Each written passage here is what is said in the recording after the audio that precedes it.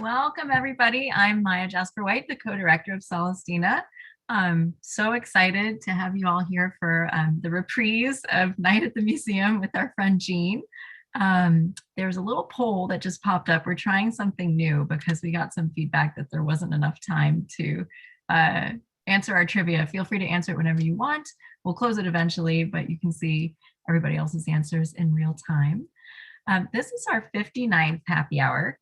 And we have come up with a lot of different workarounds to try to maximize the benefits of Zoom and the benefits of YouTube, Zoom for interaction and YouTube for audio quality. So you have the option of going to YouTube for 2 of the musical selections, or you can stay within Zoom if you don't want to deal with it, but we will give you some directions on how to make all of that happen in the chat. So I'll hand it over to Kevin now to introduce Jean. I'm Kevin Kumar. I'm Maya's co-director of Salastina. Our guest tonight is our first repeat happy hour guest, back 1 year later by popular demand. Jean Su is a brilliant, brilliant person when she's not saving the world with her work as a climate change attorney and campaigner. She's a fantastic painter in her own right. And she's also kind of related to me through marriage. One of our members said we're not related, but that has nothing to do with her brilliance. That's just more bad luck for her. I really wish that Jean would just go everywhere with me and explain why the world is the way it is and help life make more sense. Right now, she's calling in from her geodesic home in the wilds of Colorado, and she can tell you super interesting things about her home as well. Jean, thanks so much for being here with us. Thank you, and thanks for having me. I think the last time I was here, it was about a year ago, so it's been quite a year. So thank you for having me. Just as an introduction, as Kevin said, I do have a day job, but in my extra time, I am fortunate enough to be a docent at the National Gallery of Art in Washington, D.C. But huge disclaimer here, everything that's going on tonight has nothing to do with the National Gallery of Art. I do not represent them in any way today.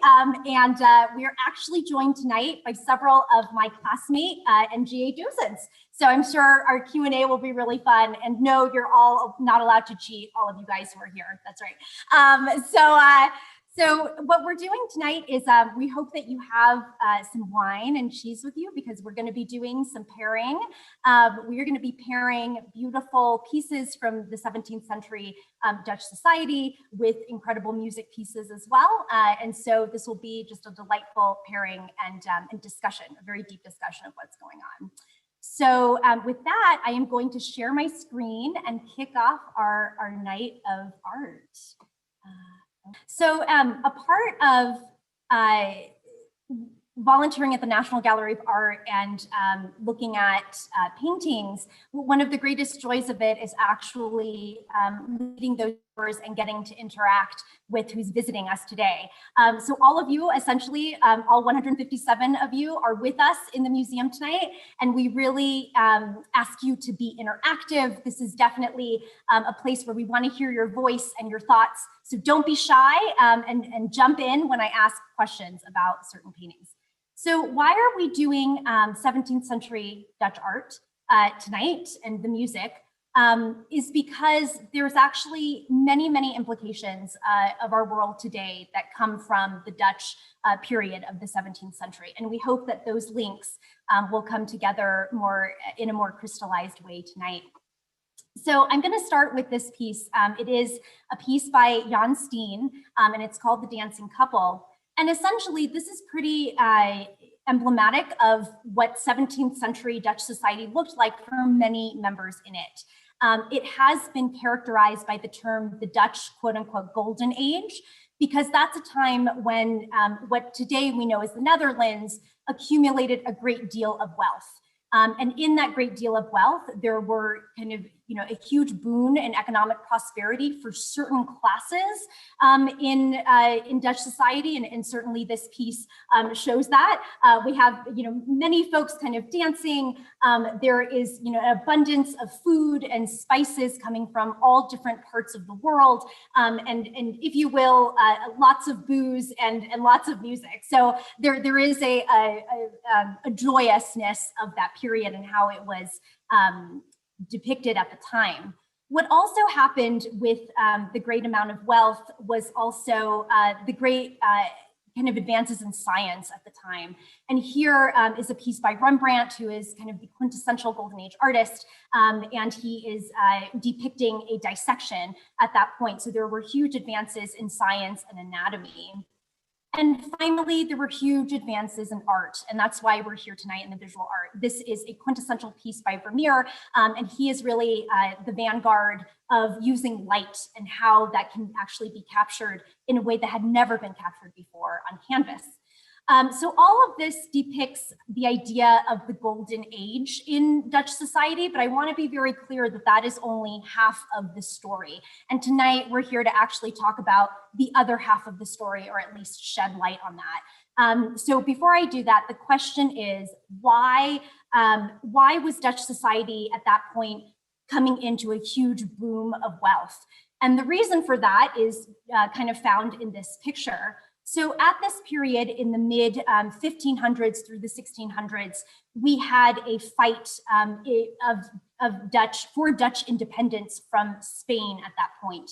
And that war was pretty much leveled on two fronts. The first front was war in the traditional sense that we know it, war with cannons and guns, both on ships as well as on land. And so here, this is a painting by Albert Cuyp, who is another quintessential Golden Age master.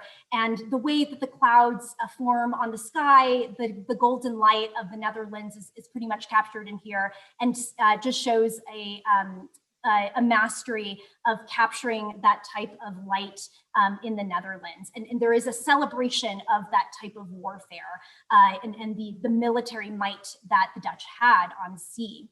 But the other way that the Dutch actually waged war was economically, and this is really key.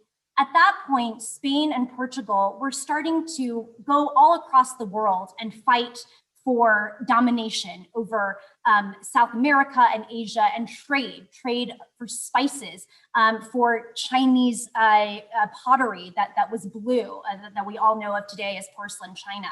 And there was that economic war that was happening. And the Dutch, pretty much by the early 1600s, dominated that economic market. And this is a really kind of very, very real picture of the economic dominance and the danger that came with that. These are actually paintings of trade vessels. So unlike the last painting that had military ships, these were trade ships. And what kind of characterized that period was a significant amount of international trade that birthed capitalism, to be quite honest. And what that meant was that this was the birth of the Dutch East India Company, which allowed the Netherlands to trade with India and the Far East. And these were the types of ships that spices like cloves and cardamom finally reached Western Europe and all across the world. The Dutch East India Company is actually known as the first ever multinational corporation that ever existed. And it, by today's standards, is worth the total of Microsoft, Google, and Amazon combined. So if that gives you any kind of insight into the economic dominance of the Dutch at that point, this is what it's about. Similarly, on the opposite side, there was also the Dutch West India Company, and that actually traded African slaves from places, different parts of Africa, primarily East Africa, to colonies all across South America and North America. So one of the important parts about this painting by Backhuizen is that it actually depicts the fragility of life at that time. There were true human consequences to this economic boom. One of them was for the poor class in Dutch society. There were about 1 million people who left Holland from 1600 through 1800. And it's been documented that 2 out of 3 people who went to Asia on these ships never returned due to death and disease and the shipwrecks that happened there. And the violence on the seas really depicts this. But in addition to that poorer class in Dutch society, there was also great colonialism. So Indonesia, Suriname, the Dutch Antilles, and Taiwan, which is where my parents are from, all were colonized by the Dutch. And of course, there were severe consequences from that colonization. And finally, as I alluded to before, the Dutch essentially birthed the slave trade. And took slaves primarily from Ghana, about 500,000 to 600,000 people, although that's considered an underestimate, to northern Brazil and colonies all across the world. So this period is really, there's 2 sides of this period. The beautiful advances in certain technologies and art, as well as the devastation and death that came with it, and the inherent racism that we are all experiencing today. So with that intro to this period and this background, I wanted to bring us to our first painting that we're going to have a great conversation about. So this painting is by Jan de Kiem. And a disclaimer here, this is my second favorite painting in the entire National Gallery of Art. And it is called The Vase of Flowers. So I actually want to open it up to conversation. So if we could unmute Caroline and Okay, excellent. Cynthia. All right. So let's invite her to unmute as well. Okay. Okay. All righty. All right. Okay, so very basic question. What are some of the flowers and insects that you're seeing in this painting? I'm going to zoom in a bit so that you can see some greater detail. Oh, tulips, parrot tulips, no? Ah, okay. They aren't parrot tulips, but they are tulips. So that is gorgeous. Thank you, Cynthia. What else are we seeing? There's carnations. Okay, so we've got carnations up here and down here as well. Roses. Okay, wonderful. So we've got a few roses here. Great. Are there in these? Mine is like White? morning glory. It's Sorry, morning, what did you say? morning glory. Great, morning glories. Yes. And Okay, there's so these wheat in there. blue And there's an umbelliferous flower up there that looks kind of like it could be related to the achillea, but it's not exactly. What are some insects that you're seeing? A caterpillar There's a on lot of that stalk? Yeah, look at that. Yep, this caterpillar. Mhm. Great. Anything else you're seeing? A bee, honeybee on the red? Honeybee here. Yeah. There's a bug Excellent. on that thing of wheat, right? Crawling down the stalk of the wheat. Yes, beautiful. Yes, so this little guy on this incredible stalk of wheat, absolutely. I didn't see an earwig in the rose, but there are earwigs in my roses in my front yard. That is wonderful. Control, trust me. And we'll zoom down here a bit to give some people some other perspective. Is there a snail? There's Yes, bees. there's a snail over here. Absolutely. And up here too, on like dead center on top of the leaf, I think. Yes, up here as well. Peas. There's like snap peas. Yes, there's a bunch of snap peas that are all across. Oh, and a monarch. I'm not gonna argue. Yes, we've got a monarch down here, which also could be a Kino checker spot butterfly. So it's not totally clear. What else? We've got some fruit here as well. The purple flower in there, the little dark one is a fritillaria. Oh, okay. Caroline, is it Carolyn or Caroline? Caroline. Caroline, you're amazing. Are you a botanist or a gardener? Actually, I work with landscape design, so that's kind of nice. And one of these orange blossoms in here looks like a poppy hybrid, one of the poppy hybrids. Yeah. Right there. You mean this guy or this daisy guy up here? No, this guy in the center. This guy. Oh, you can't see what I'm Yeah. pointing to, of course. I'm stupid. Yeah, the guy in the right dead center below what looks like actually a hydrangea flower. Yeah. Yes. Beautiful. Okay, so that is a very fresh hydrangea. Okay, this is amazing. You have gotten almost all the species. There are a total of 31 species of flowers and vegetables and insects in this single painting right here. And so a couple of other things to point out in terms of some insects is that we have a beautiful lizard down here and a spider over here as well.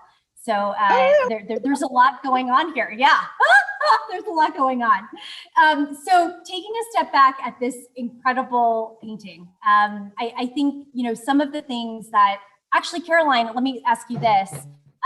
Is this painting actually possible given when flowers bloom?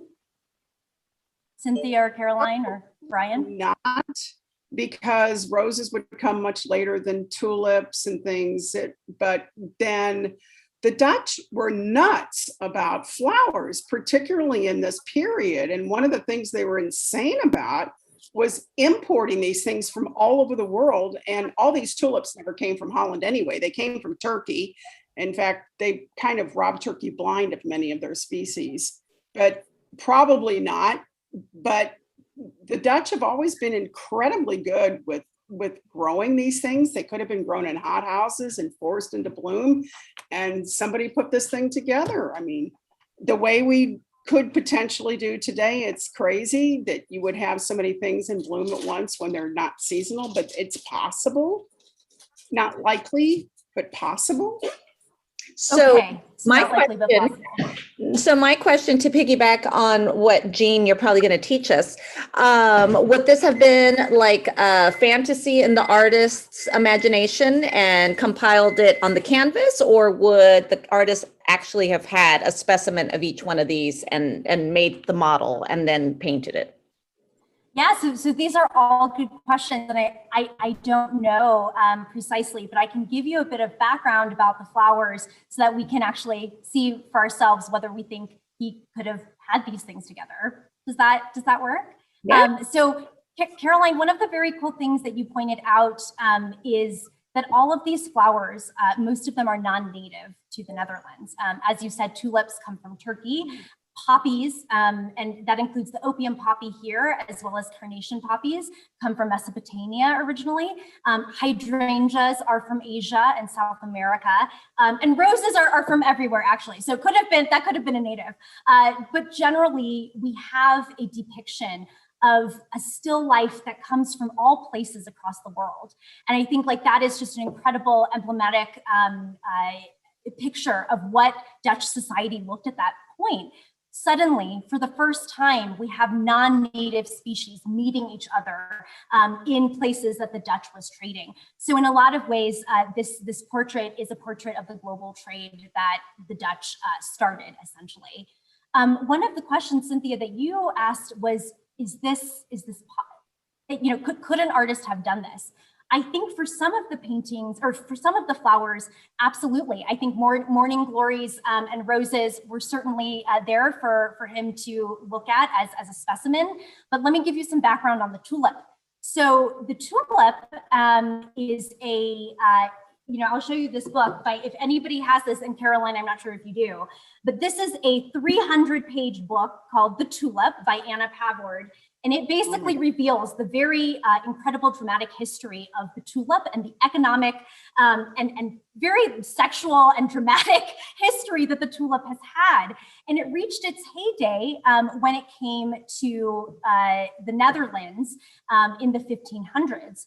And what happened was that the Dutch went crazy for the tulip, and it created literally the first documented economic bubble that burst in Western history. And the tulip was so valuable that a single tulip, and in particular this tulip, which is a virus tulip, could get you a single house on the canals in Amsterdam.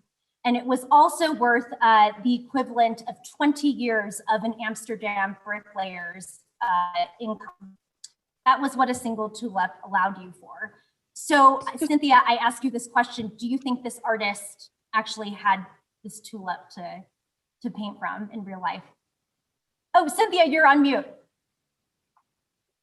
Sorry, probably not if they were that precious and valuable.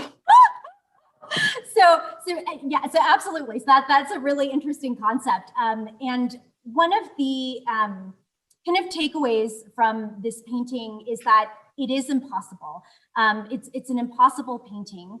The amount of wealth that it would take to actually paint this from real life is impossible. The fact that all of the different flowers bloom at different times make it impossible.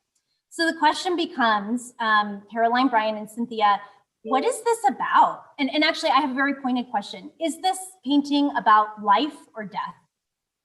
Life. Both. And death. Both. Both. Okay, go for it. Why? Why on each of those answers? Well, as I sit here and I look at my vase of peonies, they're beautiful, they're in full bloom, but they're starting to die as soon as we cut them. And so it becomes maybe a parallel between a human life and the life of this particular species or any particular species of plant. Gorgeous. Okay, so Cynthia, you're saying that basically this is about both. And the capturing of beauty is really capturing of beauty for just a moment because they're already cut from the stem. They're pretty much dying as soon as they're put in this vase. Caroline and Brian, what else do you think? It's the ephemeral nature of life. It's what it is. Do you want to go ahead? Oh, go ahead. Keep going. Keep going, Caroline. Well, I think that's what I had to say. No, it is. It's about the ephemeral nature of life. I mean, these things come into great blossom. And then as you can see with some of the plants, particularly at the bottom, they're starting to fade and go. Wonderful. Brian, do you have anything? What else is on your mind? I see all of that. I also see kind of, you were talking about the sort of all of the far-flung reaches of the world where these flowers might have come from, and to me, as they are here in their state of death, I guess there's both beauty there, but there's also a lot of sadness. I see a lot of sadness there. Can you elaborate about what's the sadness that you see? Yeah, I mean, the lives lost, the lives taken by the means that, you know, everything got there. Why did everything get to the Netherlands on the backs of a lot of death of human beings? So, you know, it's sure it's beauty in this moment, but it also represents some real deep pain. Yeah, so that is beautiful, and I think that is exactly what Van Heem was getting at here. One of the interesting pieces about it, about the ephemerality of life and essentially the death that was surrounding them, is also kind of paralleled in the ephemerality of the wealth that one actually would need to put this together. So there's, I think there is that dual type of meaning in this. And one piece of information that's also helpful is that Tahim himself was an extremely devout Catholic. And he actually, in another painting, wrote, text on it that says, man does not observe the most beautiful flower of all, referring to God or the greater universe, and wanted to emphasize that, wealth and life are pretty ephemeral, and especially this concentration on wealth and on beauty during the Dutch period may not be what one should be focusing on. And he made his Catholic vision known in the painting itself. So if we zoom in a lot into the vase, what do we see here in the glass? It's a reflection. It's a reflection of what?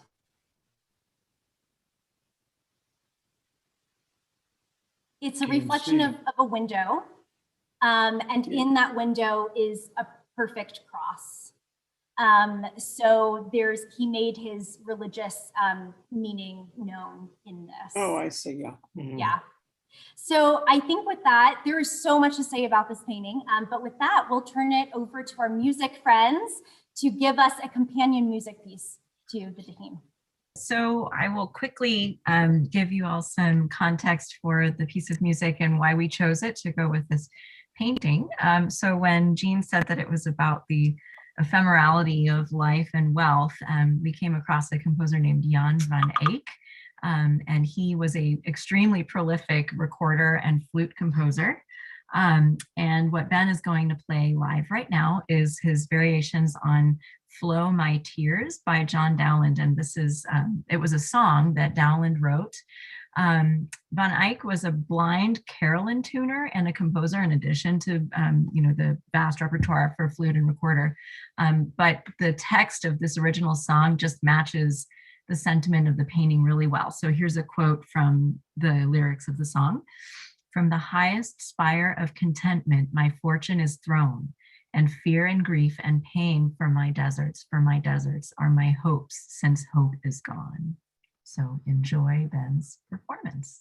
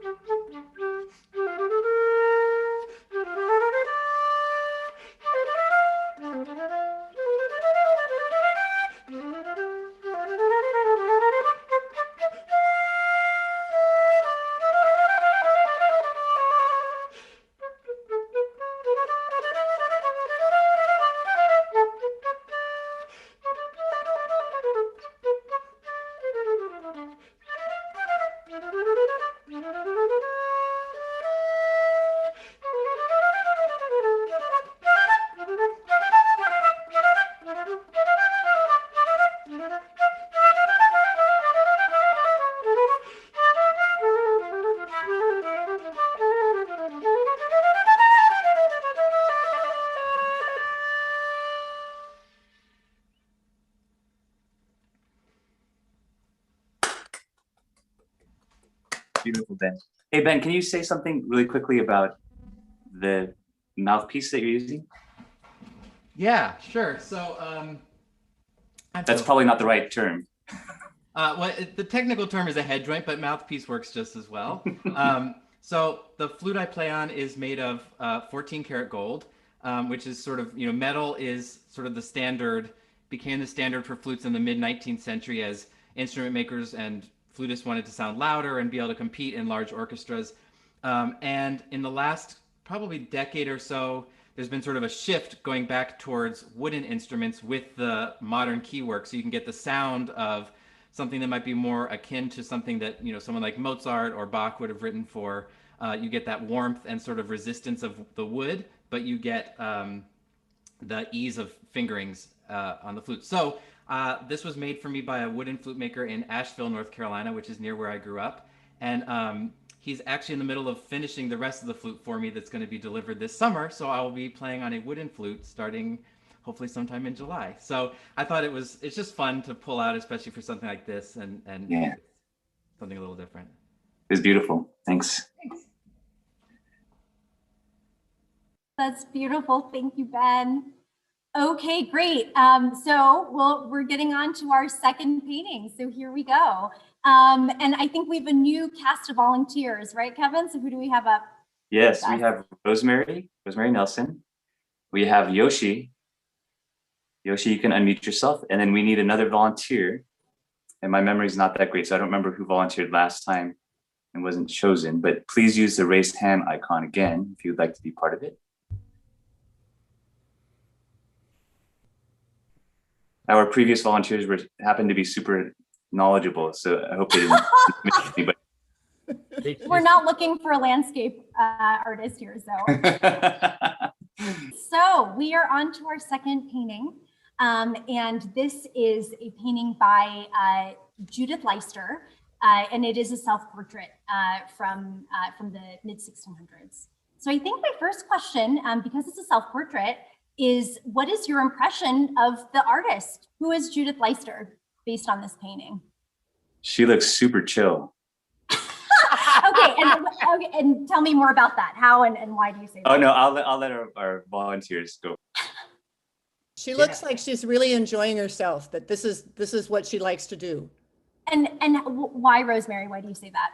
Because she's looking straight at us and she's smiling, like she just turned around to answer a question or something. Great. So you're remarking on maybe the casualness of her gaze, maybe like she was painting and she just turned to say hello, to see you. Right, right. Very cool. Yes. What else about her? Well, it's the body language as well, isn't it? With one hand up on the chair, sort of very,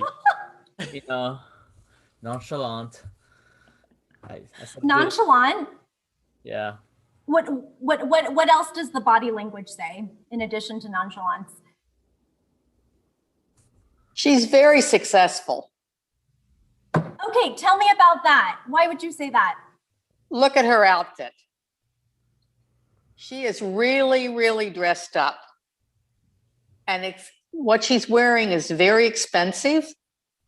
And so part of her confidence comes from how successful she is. Okay, how do we know? Can you say more about the fancy dress and what you're referring to? Well, if you look at the Rembrandt paintings, you see that kind of dress. The neck, I don't know what that's called, the neck portion, but also the collar. The collar, right? And also the cap. And then look at her, look at the buttons on her. I mean, I don't know how she can paint in something so beautiful, because she could mess it up, but she's really she's showing that she's really something. She's hot. Yes. Okay. So she's hot. She's on fire. She is such an amazing artist that she can wear thousands of dollars of nice clothes and essentially get her hands dirty and paint. Exactly. Okay, that's where we're going. Okay, amazing. So everybody here has put together a portrait of a very confident artist, a very well-off artist. So she was successful, and she's so confident and so successful that she can do it all nonchalantly and a little bit cockily off of her chair there. Sorry, I have a quick question. Yeah, go ahead, Yoshi. It must have been a fancy kind of thing, but was she just a really messy eater, or I don't know what is this thing for? I mean, is it a bib? I mean, that is a great question. Is it Raleigh? Is that how I pronounce your name? Raleigh. Okay, Raleigh, do you want to give an explanation of what you saw in the other Rembrandt paintings and what you think this is? Well, I think those are just very traditional collars that they wear if they're in the upper class. And I think that that's to show that they are so upper that they don't have to worry about something spilling on it.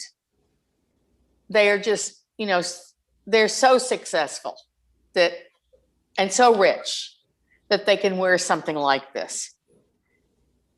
Great. And it's got all that lace on it and the lace on her cuffs. Yes. Right. And all that lace was costly. imported. That was all imported. Right. Again, back to the same thing that happened with the tulips. Yes. But I do wonder, who is she?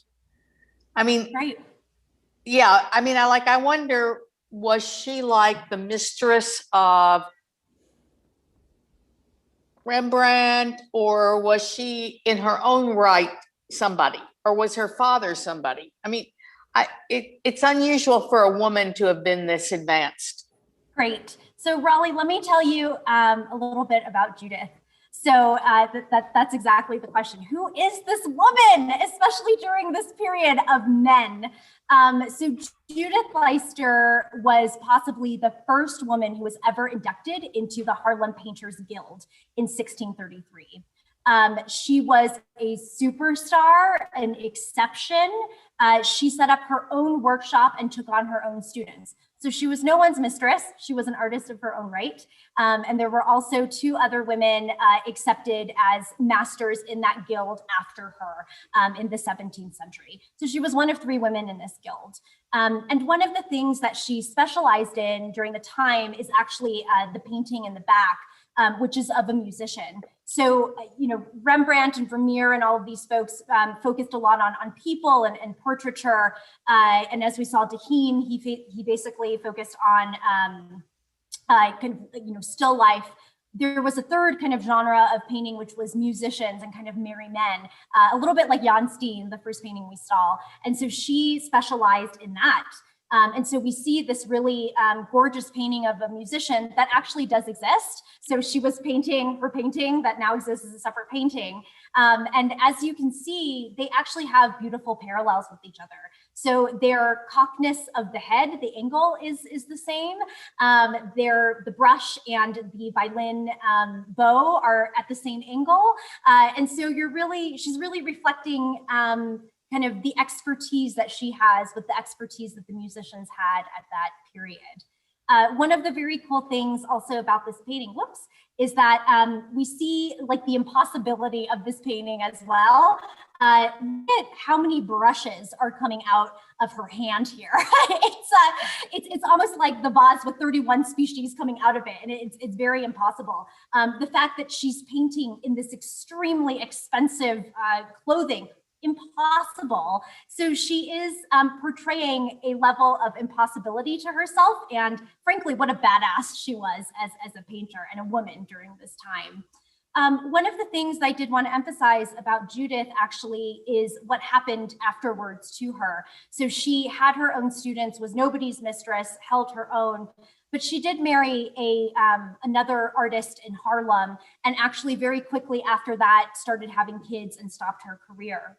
So one of the issues that happened is that she had a very limited set of paintings, essentially, probably a set of around 10 years of paintings versus Rembrandt and others who had 50 to 60 years of painting. And her paintings quickly lost value to people because they didn't know who she was. So over the years, in order for her paintings to sell more, some folks went in, some auctioneers, and basically painted over her signature and put on Franz Hals and other more well-known artists, male artists, to get more money, essentially.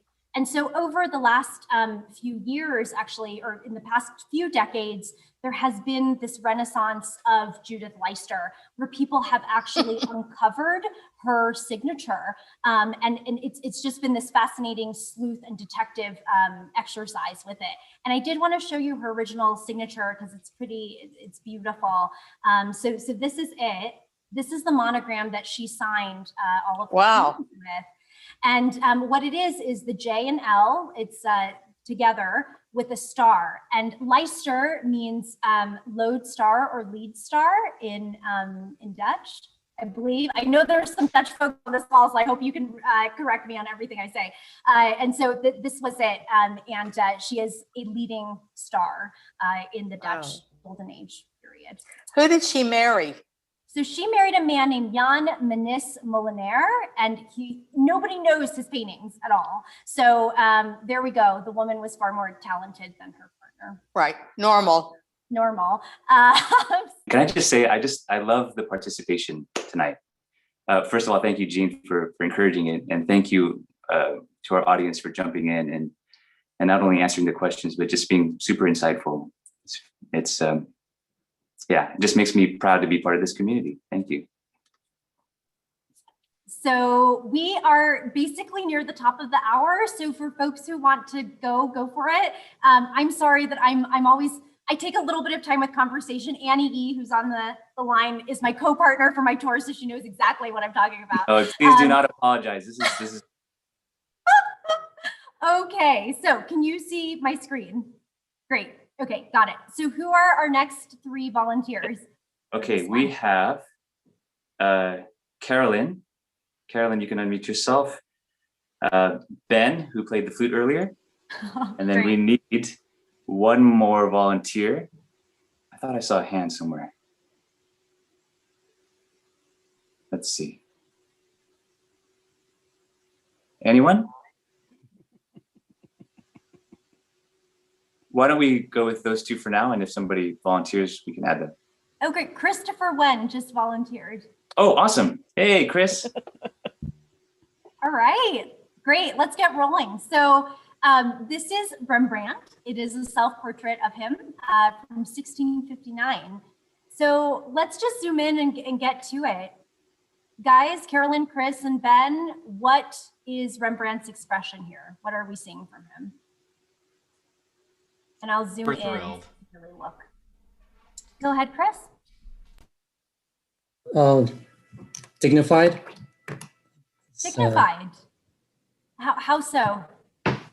He's. It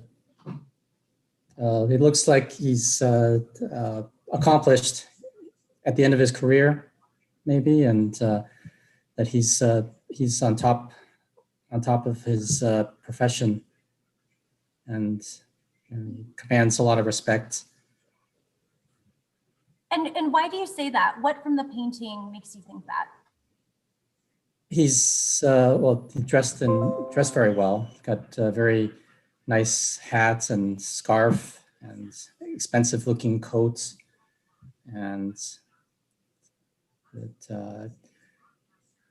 it looks like he's got it all figured out. Okay, great. Carolyn, did you have other observations? I think he looks weary.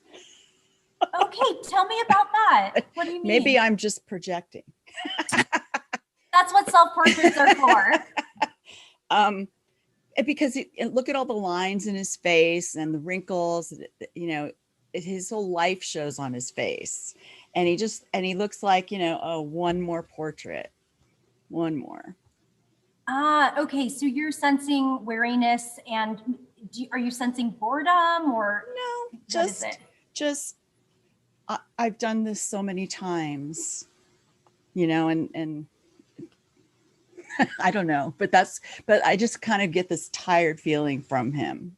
Okay, all right. So you are sensing a fatigue essentially in Yeah. him, and a weariness. And what about, can you kind of describe why you see that in his face? What about that? What about in his face that gives you that impression? Well, he's not smiling. He's he looks like he's looking off. If there were a camera, he's not looking at the camera. He's and he looks very relaxed, and not I don't know, like not concerned about how he looks. Maybe you should have picked somebody else. No, this is fabulous. And when you say he's not concerned about how he looks, what do you mean? Are there things that are in here that, you know, one wouldn't necessarily put in a great portrait of themselves? Well, you might try to make yourself younger or better looking, maybe something more colorful. This is kind of just, you know, the background and the foreground, it all matches. Again, great. protection. Okay, so you're wonderful. No, this is great. So you're saying that actually he doesn't look so hot, and he doesn't look so good. He's just tired. He may be all of those things. He's a great artist and he knows he is, but right now it's just. Okay, all right. So there's a fatigue and there is a and like with Chris, it's amazing because there's still a distinguishedness to him, which is very cool. But at the same time, he's not looking so good, and there's definitely fatigue in his face. Okay, those are all amazing observations. Ben, what are you thinking in this painting? Yeah, I guess I see, worry in his facial expression, particularly his eyes, and also sort of an introspection. Like it's not really, it feels like he's not coming out to us, like he's bringing us towards him in a way, and he's looking more inward. Yeah, and I think it's interesting that there seems to be so much detail in the face and the like every line on the face, and then a lot of the other parts of the painting are almost have this sort of blurred effect, like his hands and his hair. So it seems like he's very concerned with us seeing all of the details of his expression. Amazing. So tell me a little bit more about that introspection issue. What about this is him inviting us in instead of him showing something outwardly? Yeah, I mean, I guess I feel like, you know, a lot of portraits, particularly of this time that I imagine he would have painted of you know, wealthy patrons would have sort of showcased sort of them showing themselves off to the world. And this seems like sort of the total opposite of that. It seems a little bit self-effacing and seems like maybe the colors and the expression are sort of more reflective of his mood rather than any sort of artifice that he's trying to put on. Okay. And can you talk a little bit more about the colors and what you mean by that? Well, yeah, like just thinking back to, you know, like the tulips and all of the sort of like really vivid colors we were seeing in some of the other paintings. This is fairly monochromatic, or all shades of sort of the same color in the same color family. His clothes really don't say much. They're not drawing attention to themselves. I wouldn't call it a particularly joyfully colored painting. Yeah, absolutely. So you're zooming in on a very quiet nature to this, actually. And I love actually how you talk about the abstraction of the rest of the piece, that everything, you know, even his hands are pretty abstract. And the only thing that we're really focused on is the place that he puts in a lot of detail, which is his face. So all of these observations are kind of really, you know, nailed down to the question of what is he expressing in his face and what is it that he's feeling? And what everyone has said here is that even though there is a distinguished nature to him, there is a self-effacing nature to him as well. And it's incredibly introspective. It's not like Judith Leister, where she's super cocky, fresh in what she's doing. This man is actually showing something else and something inner to him. I think what will be helpful is actually to talk about what was happening to Rembrandt at this time in his life. Can anybody give me a guess as to how old you think he is in this painting? 40s. 40s. Oh, wow. Okay. Wow. That's good. He looks, Okay. Any if other he were, guesses? if it were today, he would be a lot older. Right. So like the equivalent of 40, which would be No, like 70 or something. Yeah, exactly. Like Okay, all right. 70, 75. Yeah. All right. So 40s, but really 70s. Okay. That sounds good. Others, Chris and Ben, any other guesses? It As looks you like question your own 60s. looks? Yeah, How 60s. old, Ben? 60s? 60s, yeah. Okay. All right. So he is 53 in this painting. And that shocks a lot of 53-year-olds because they think they look much younger than him.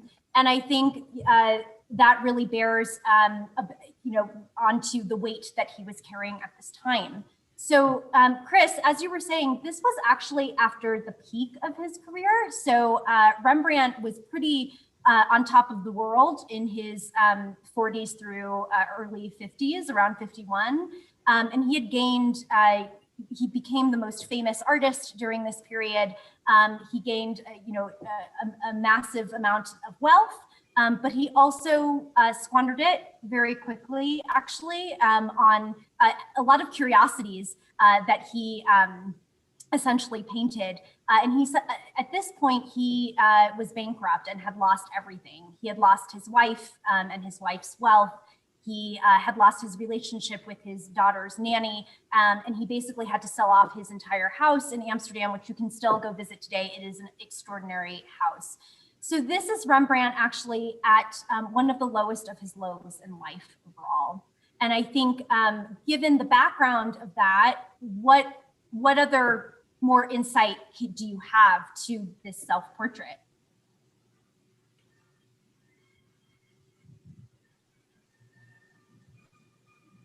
Do you see that history in his face now? Yeah. I think he had earlier self-portraits that were much more, I guess, proud. He looks very humble now. Okay, so he's humbled. Okay, and why do you say that, Chris? He looks like, he looks like he's had a full life. He's lost it, and that he has more to look back on than to look ahead to. Okay, that is really interesting. Yeah. So, one of the most brilliant parts about Rembrandt is that he was able to achieve in portraiture, which something that I think few artists have achieved ever since. And one of the ways that he did that was the soul that he's able to capture on canvas. It's extremely honest in its depiction, and it's very deep and spiritual in that way. One of the quotes that I love from Rembrandt is this. He said, "Life etches itself onto our faces as we grow older, showing our violence, ecstasies, or kindnesses." And I think that really is very much captured in the way that he has been able to paint his own face.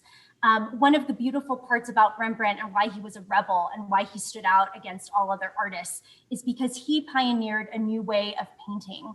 So everything that we saw before from Judith Leister and Dahim are very much classical. You do not see the brush strokes. It is very extremely smooth in a lot of ways. Not as smooth as the Renaissance, but pretty much smooth. Rembrandt, if we really lock into his face and you really get close, we see the beginnings of impressionism, of abstraction, of using these incredibly different colors of blues and yellows and pinks and piling it all on top of each other. And he actually created the technique of using kind of old paint encrusted over stuff that's left in your oil after you paint and basically slapping it onto the canvas so that it builds actually a texture and weight to areas that you want to actually be emphasized. So all of this is extremely layered and textured versus the rest of his painting, which is actually extremely flat and there's very few layers on it. So this area becomes extremely abstracted and thin in layers, and his face becomes the centerpiece because it is where all the paint has accumulated on. And it's also abstracted, but essentially there's spirit and life in it because of the buildup of paint. And I think one of my favorite parts about this painting is this eye. It is incredibly soulful. And when you see this in person, you can just stare at Rembrandt for a really long time because I think you see yourself in the reflection of his pupil. It is like an absolutely outstanding painting. So I think with that, we're running really late. So I think we'll close up this and get to our music pairing with Rembrandt. And thank you so much, the three of you, for those really keen insights into Rembrandt. Amazing. First of all, thank you, Jean, so much. We'll give you another big hearty thank you at the end, but really quickly to explain the pairing, the music pairing with this painting. Sweelinck, if you think of the granddaddy of the Dutch painting school, obviously Rembrandt, household name.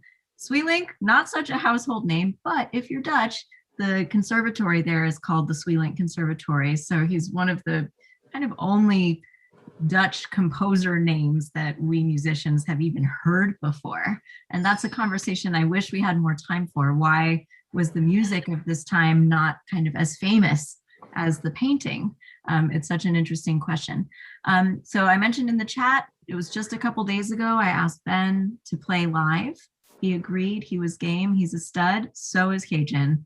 Within less than 24 hours of my asking her to perform this piece by Sweelinck, the grandfather of the fugue, he invented it, which I did not know until last week. Amazing. So again, like an innovator. Cajun recorded this less than 24 hours after we asked her to do it.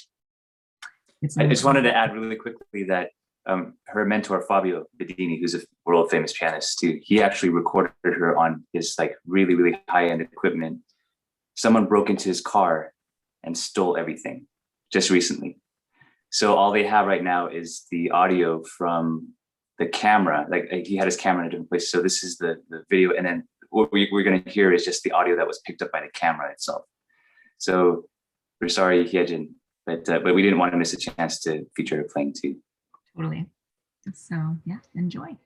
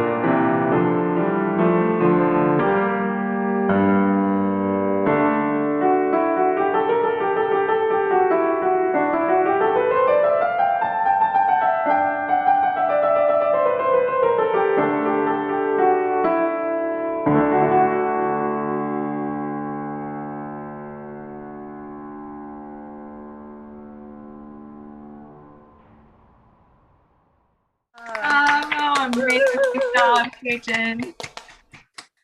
Wow. So, oh, yeah, Jen, that was amazing. Thank you, thank you. I mean, you see that my eyes are swimming to the score.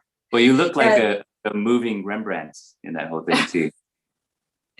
Well, but definitely, I mean, I'm so glad that I found this piece and got to know a little bit about this piece. And I mean, such a wonderful piece it is. Definitely. That was all Maya. That was Maya researching it. Thank you, Maya. Yeah.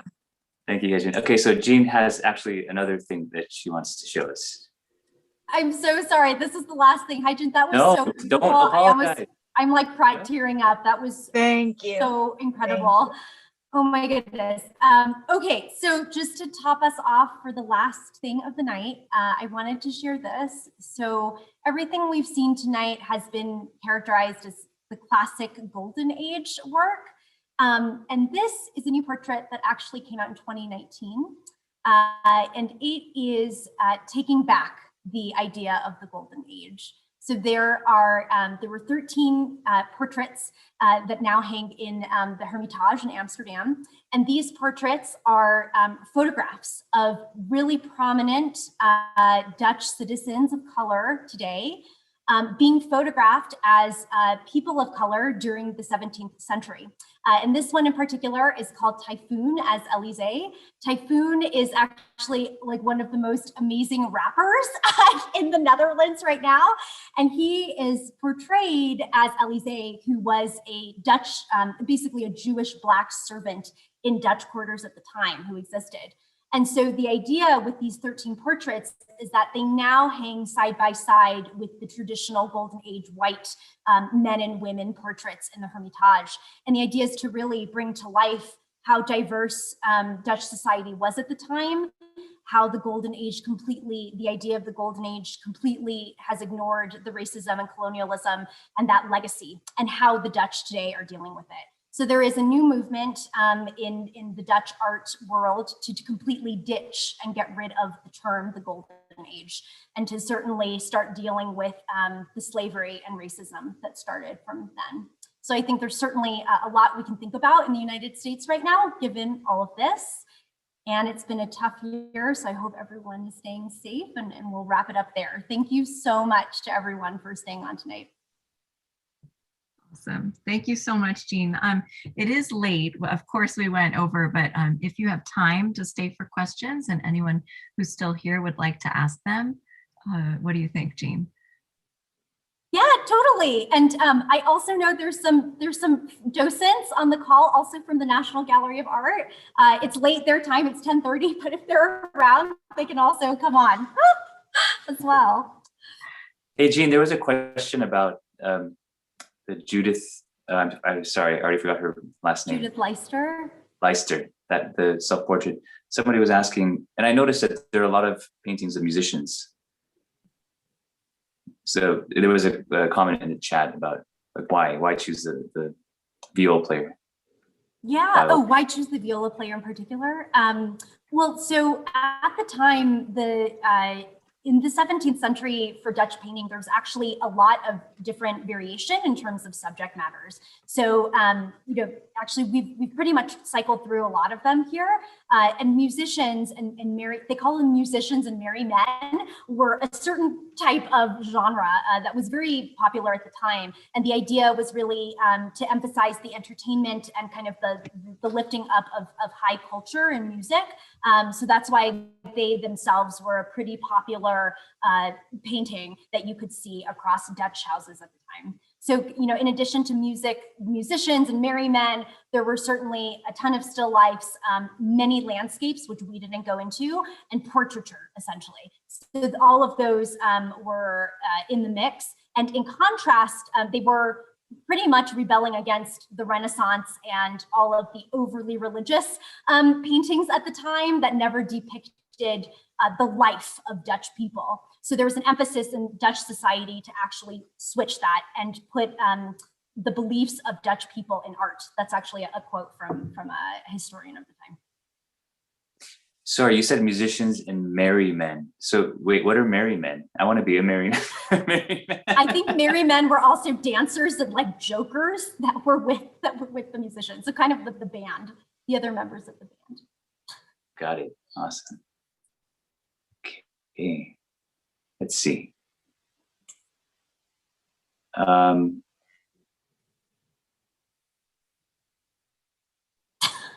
Annie, just who's my looking at- I'm just looking at co-conspirator the- on most things, said groupers and hanger-ons. That's right, married men.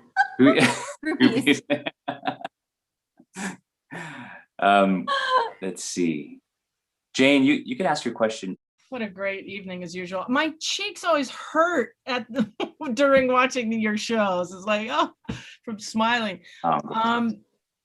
This is so specific. I would love to, ask one of the docents when there's some spare time about a specific landscape that I used to visit, usually when I was stoned as a teenager at the National.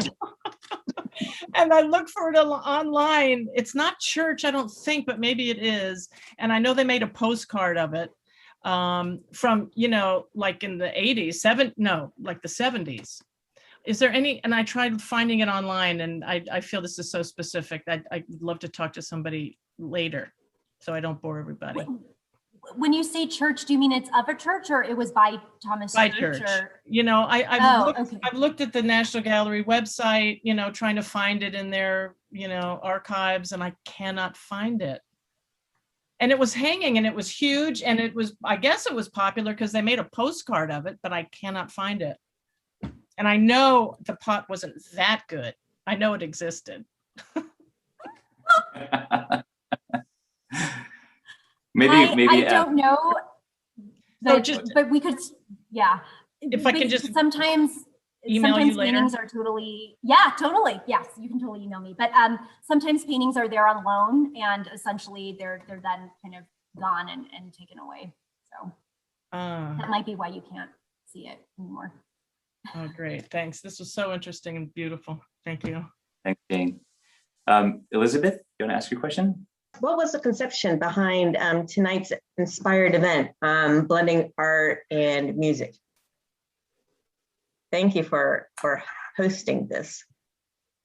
So it has very humble beginnings. So as I mentioned at the top that, Jean and I are related. So Jean was kind enough to do like an educational Zoom for some of like my son, who actually is his birthday today, just turned 6. But a bunch of us have kids around the same age. And when the pandemic first hit, Jean was kind enough to do a session with them. And it was, just to ask them just to get them to notice things about art and just her manner and how she could tell a whole story just from the details of a painting, and doing it in such an inclusive way, I was like, we need to do this. That needs to be part of Salastina. And we love to pair things outside of music, connecting music to our lives and the other things that we love in our lives too is a big part of what we do. So it was just kind of a natural thing. And Maya pointed this out too, is with that thought, it was one of the inspirations for doing these happy hours, in general too. So thank you, Jean. Yeah. Nice. Thank you. Sure. Thank you. And the interactivity is actually something that we're trained on at the National Gallery of Art. So all the docents here, and I think there's still a few more on right now, when you come in person, this is what you'll get. You'll basically get conversations in front of real life pieces. So that's the point of it. Awesome. Yeah. Should we have Jason? Jason had a good question about patronage that time. Well, hi. So I think Annie actually answered the question, right? And said that Judith wasn't actually dependent on patronage because she could paint on spec and make money, right? And so I was just wondering if she was dependent on patronage networks, because I study 17th century Britain where patronage is still a thing until later in the century. So anyway. I'm hearing a lot about this Annie person. Can we get her on too? Yeah. No, let's get Annie on. So Annie seems great. is just my partner in everything at the NGA. So Annie, come on right now. Okay. Annie. Can you unmute yourself? Let's see. No, okay. One second. Oh, you can't unmute yourself. No, there you go. We should be able to now. Okay. Hi. Hi. Hi. I'm Jean's biggest fan, in addition to being her partner in crime. But Jason, I really liked your question because I think that in addition to the economies that Jean talks about during the Dutch Golden Age, the art market is such an interesting one. And in particular, the paintings, the genre paintings that she covered, like the Mary Company and the musicians, are very much something that you wouldn't commission. Think of them, I think the best comparison is like dorm room posters. It's popular art. So things that Rembrandt would paint, like portraits and things like that, that definitely is done on commission. But because the middle class is booming at this time, it means that everyday people can go and purchase things that they see in artist workshops without necessarily, setting aside a large amount of money to commission something custom. That being said, I don't know, Jean, if that's true for the Dahim, if something as extravagant as those flower paintings would have been done for a special aristocrat or someone.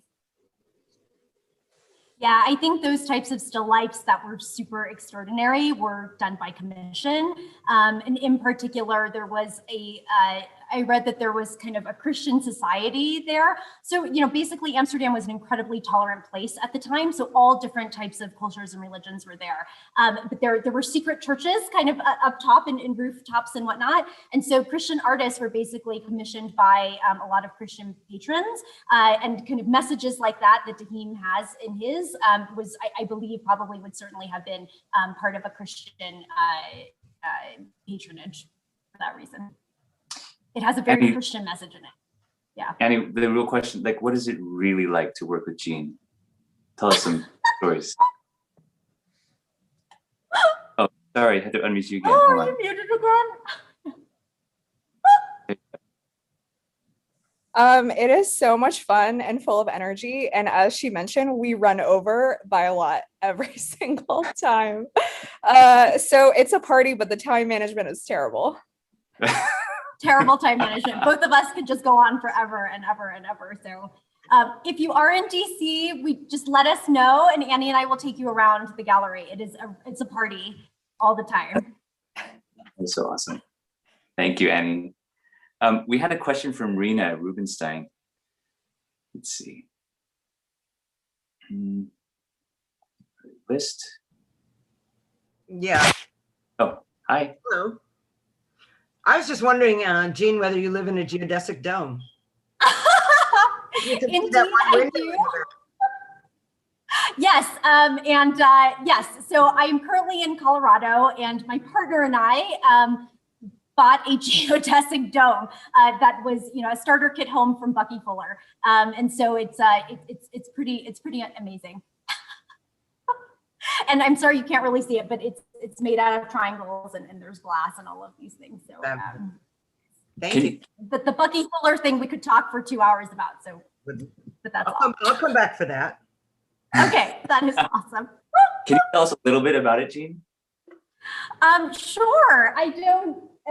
So basically, so Buckminster Fuller is one of our kind of unsung heroes. He's not very known, but he did get the Presidential Award for being a genius in America. And essentially, his daughter actually passed away when she was really young, and he was an inventor, and he lived in a normal home like all of us with squares and rectangles. And essentially, his daughter passed away, and he thought it was because of the poor insulation from square houses, essentially, and that you can't get good enough insulation from corners. So he decided to actually create a geodesic dome.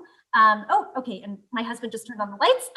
So he created a geodesic dome, which basically is made out of triangles, and it essentially uses far less materials but maximizes strength. And the triangles essentially create a very good envelope that will stop the wind from coming in. So his whole entire thesis was that you could actually create a cheaper home, a home that was far safer for your children, and one that you could just kind of make yourself. So these are all starter kit homes. And the building trades actually killed the geodesic dome. So kind of bricklayers and unions essentially who were invested in kind of the homes that we still live in today, basically went political on this and killed the idea of the geodesic dome. So that's why the only domes you see today are ones that are starter kits that people made themselves. Like basically they didn't have to rely on unions and trades to do it. So it's an extremely affordable and an energy efficient housing product. And actually the one huge buyer and client of geodesic domes is the Department of Defense, which actually uses these starter kits to erect military bases all across the world because it is super cheap and it's super strong and you can do it very fast. So yeah, so essentially he was way ahead of his time and we don't have enough geodesic domes today in America. Awesome. Because of Thank you. capitalism. Yeah. Two questions. Yeah. Just two more questions. Okay. One is from Steve. Well, okay, so he asks, why did the artist combine food, like the peas and the wheat, with the flowers in the first painting? Yeah, so that's really interesting. So the wheat and pea pods are actually Christian symbols of Christ. So it was like that was an explicit symbolic thing. And it also is interesting because you get kind of the impossibility in it because those pods and wheat come in the fall versus the other flowers that come in the spring and summer. Okay. George Schreiber. George Schreiber is my father-in-law. Oh, so I knew that. Hi, George. Let's see. You might need a little Yeah, prompt. I've asked him to unmute. He may have stepped away. You want to ask this question for him? Sure. He says, the theory put forth is that Rembrandt had stereo blindness, meaning he could not see in 3D. Does this show in his paintings? Wow. He's trying to catch you okay. I don't even know what to say to that. That is a really hard question for my father-in-law. I don't know, but I think one of the cool things about Rembrandt is his use of texture. Essentially, he essentially made 3D figures based off of the amount of paint that he put on. So I'm not sure about that question, but he certainly made 3D paintings at the very least. One of the things that caught me in his self-portrait is his eyes, because they're not normal. Yes, they are totally not normal. They almost look like glass. This is another amazing evening. Thank you so much. Thank you for having me. And the pairings of music have been so incredible. So I wish we could bring this to the gallery and pair these art pieces together. It's been phenomenal. I wish we could do it live. I mean, I realized I should have chimed in when Elizabeth asked what makes you want to pair these things. Having done concerts in museums always just feels amazing. Yeah. It's just there's just something about these like temples to art and culture that is just like a beautiful context for music, and it just fleshes things out more. But yeah, we'd love to play you guys out with the Leonora Duarte piece that was just sort of cursed and initially in the middle of the event. But yeah, we've talked with Jean. Of course, we want to have you back. It kind of goes without saying. And we've brainstormed in the past a couple of ideas of eras or kinds of art or music, but we love to hear from you guys. So please send us your ideas. Like if you have a time period, a time and place, or an artist in particular that would be exciting for you, please let us know. So thanks for joining us, and please tune in next week for Time for Three. They're pretty awesome. Yeah, Jean, if you ever, I mean, we travel too, so if you want us at the National Gallery of Art, we're willing to do something. We'll work on it. Annie and I will work on it. And I actually am going to tell Annie right now she can be on your next happy hour if we do it together. Oh, awesome. That would be so fun. Yeah. It'll only go until like 10 o'clock, Yeah. Only 10. No, thanks for being generous with your time. Thank you, everyone. Take care. Thanks. Bye-bye.